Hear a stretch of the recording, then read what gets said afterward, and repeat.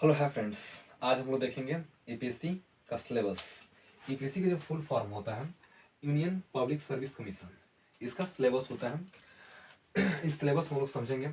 ईपीएससी में 3 एग्जाम होते हैं। फर्स्ट एग्जाम होता है प्रीलिम्स, सेकंड एग्जाम होता है मेंस और तीसरा एग्जाम होता है इंटरव्यू। इंटरव्यू खास करके आपका मॉक इंटरव्यू है, यानी कि साक्षात्कार। तो फर्स्ट वाले को हम लोग देखेंगे प्रीलिम्स। प्रीलिम्स को हम लोग प्रारंभिक परीक्षा ही बोलते हैं। प्रीलिम्स को हम लोग प्रारंभिक परीक्षा ही बोलते हैं, जिसमें 2 पेपर आता है। जिससे फर्स्ट पेपर आपका होता है GS1, जिसे हम लोग बोलते हैं सामान्य अध्ययन 1। वैसे साथ ही साथ आपको हिंदी भी थोड़ा बताता चल रहा हूँ, ठीक है। और सेकंड पेपर जो होता है GS2। प्रीलिम्स की जो एग्जाम होता है एक ही दिन में दो बार होता है। फर्स्ट पाली में GS1 होता है और सेकंड पाली में आपका यहाँ पे GS2 होता है। GS1 आपका 100 क्वेश्चन होता है, 100 क्वेश्चन होते हैं, जो 200 नंबर का होता है। एक क्वेश्चन 2 नंबर का होता है। जबकि आप यहाँ पे GS2 यानी कि समान अध्ययन 2, इसे सी सेट भी बोलते हैं हम लोग, सी सेट पेपर भी बोलते हैं। इसमें 80 क्वेश्चन होते हैं, 80 क्वेश्चन होते हैं, जो 200 नंबर के होते हैं। आपका ये हो गया प्रीलिम्स एग्जाम यानी कि प्रारंभिक परीक्षा। प्रारंभिक परीक्षा क्वालिफाई बोल रहा हूँ। प्रारंभिक परीक्षा के पास करने के बाद क्या करते हैं, आप मेंस एग्जाम दे पाते हैं। और यहाँ पे GS1 और GS2 में GS2 है क्वालिफाइंग पेपर आपका है, जिसमें 33 नंबर लाना होता है। जबकि GS1 में क्या होता है, GS1 के बेस पे क्या होता है, कट ऑफ रेडी होता है, कट ऑफ बनता है आपके मेंस एग्जाम देने के लिए। सेकंड आपका होता है मेंस एग्जाम। मेंस एग्जाम में बहुत सारे पेपर्स होते हैं, जिसमें सबसे पहला होता है GS1 सामान्य अध्ययन 1, जो 250 नंबर का होता है, जो आपका 250 नंबर का होता है। GS1 में आपको पढ़ना होता है history, geography, art and culture and आपको पढ़ना होता है सोसाइटी पढ़ना होता है। GS2 जो है वो होता है, GS2 को बोलते हैं समान अध्ययन 2, समान अध्ययन 2।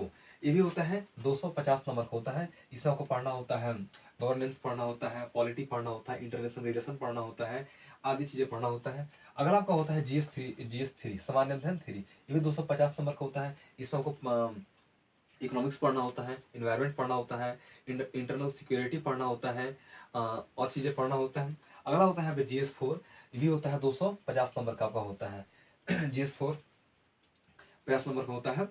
अब अगला आपका होता है ऑप्शनल। देखिए इसमें क्या होता है, जनरल स्टडीज आपको 4 पेपर होते हैं मेंस में। GS1, GS2, GS3, GS4 4 paper होते हैं।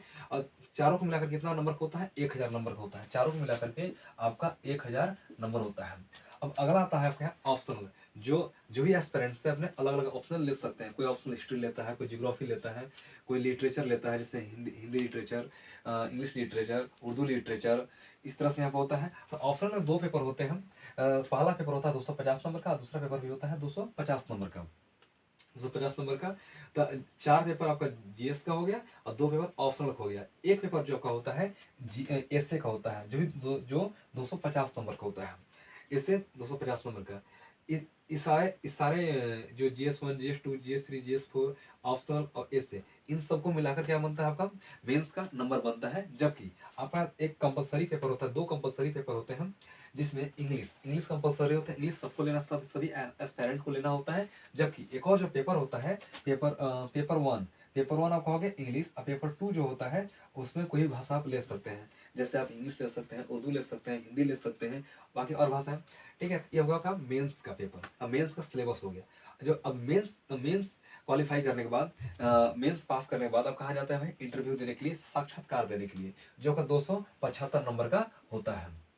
तो हम लोग आज समझे यूपीएससी का सिलेबस, जिसको हम लोग देखें प्रीलिम्स, मेंस, इंटरव्यू। और जैसे प्रीलिम्स आपका यहाँ पे GS1, GS2, फिर आपका यहाँ पे मेंस में GS1, GS2, GS3, GS4, optional और एसए और कंपलसरी पेपर देखें।